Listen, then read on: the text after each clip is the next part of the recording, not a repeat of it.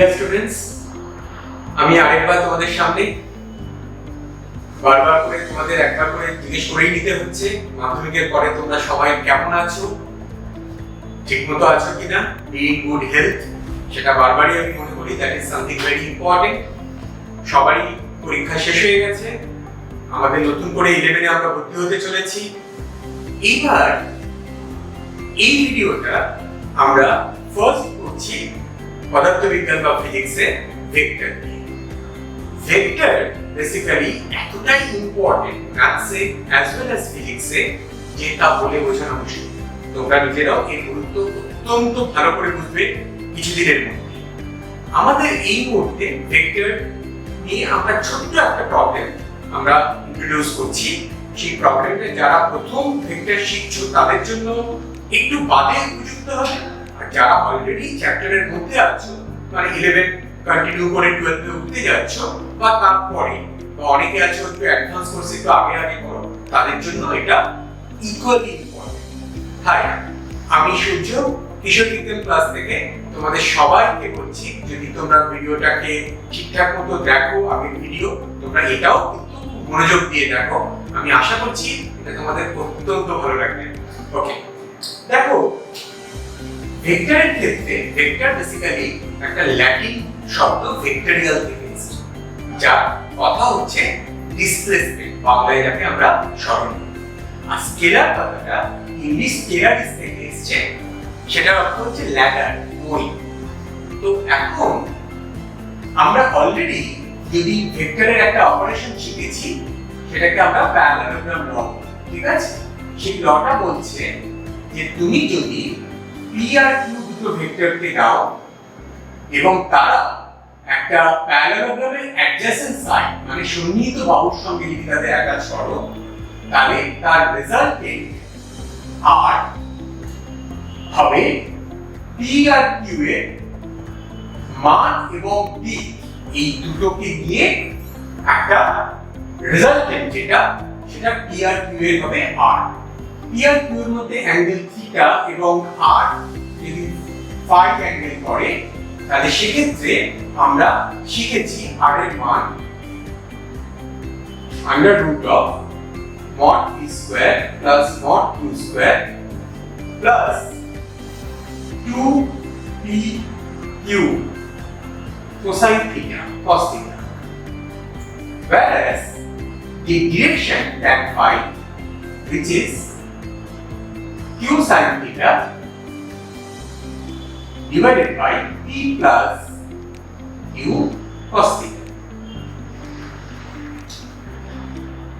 এবার আমাদের আজকের যে প্রবলেমটা, সেই প্রবলেমটাতে আমরা একটা ছোট্ট কনসেপ্টকে একটু চট করে শিখে নিচ্ছি। কি সেটা দেখো, যদি মনে করো যে পি আর কিউ এর মড ভ্যালু সেম, তার মানে পি আর কিউ দুটোই সেম মানের ভেক্টর, এটা it is having same magnitude, তাহলে কি হচ্ছে দেখো tan phi সেটা হয়ে যাচ্ছে কিউ এর জায়গায় কি বসাতে পারো, sin theta by p common নিলে 1 plus cos theta হবে।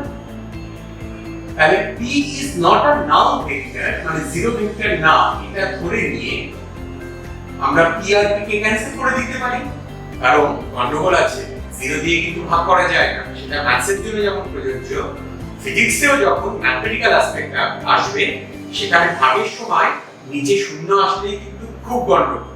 So that is a prerequisite, p must not be a null vector. তাহলে sin theta কে তোমরা সাব মাল্টিপ্লে লিখতে পারো 2 sin theta by 2 cos theta by 2, while 1 plus cos theta কে লিখতে পারি 2 cos square theta by 2। তাহলে cos theta by 2 not equals to 0, এই কন্ডিশনে আমরা এটা পেয়ে গেলাম tan theta by 2, তার মানে tan phi মানে tan theta by 2, both সাইডে tan ইনভার্স অপারেটর নিলে phi equals to হয়ে যাচ্ছে theta by 2। তার মানে গল্পটা হচ্ছে p আর q যদি দুটো ভেক্টর যদি 60 ডিগ্রি অ্যাঙ্গেলে থাকে আর p আর q এর ম্যাগনিটিউড যদি সেম হয়, তাহলে তাদের রেজাল্টেন্ট 30 ডিগ্রি অ্যাঙ্গেল দিয়ে যাবে।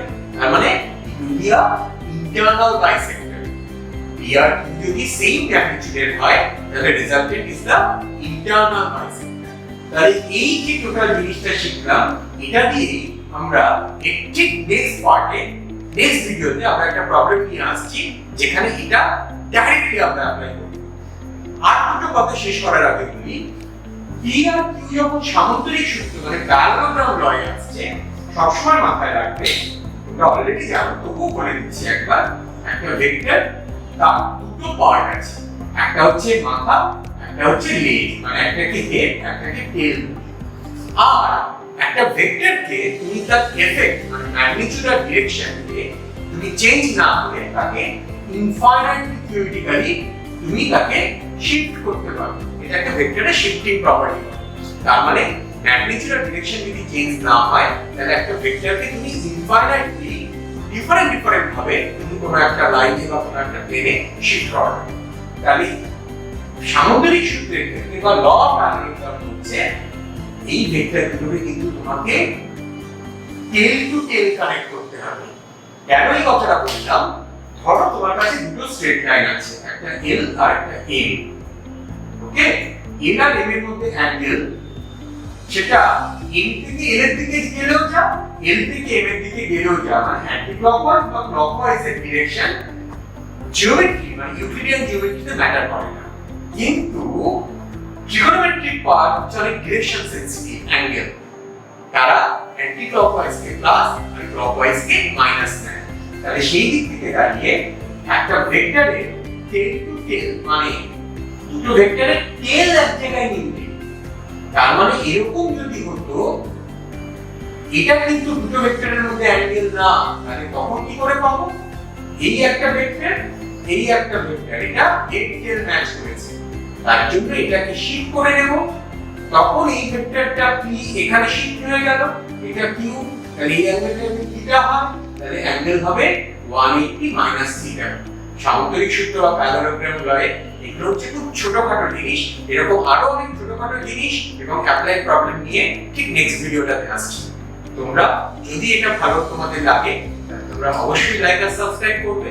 আর তোমরা সবাই অত্যন্ত ভালোভাবে ছুটি কাটাবে, কোথাও ঘুরেও আসতে পারো, তার সাথে অল্প অল্প পড়াশোনা করতে পারো। যারা অলরেডি প্রিপারেশনের মধ্যে চলে আসছো, তারাও সুস্থ দেহে সুস্থ মনে প্রিপারেশন নাও।